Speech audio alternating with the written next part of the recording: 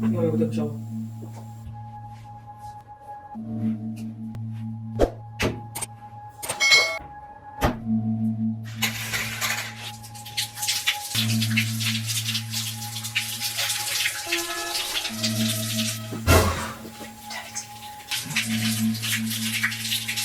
I'm going to hold it. Oh.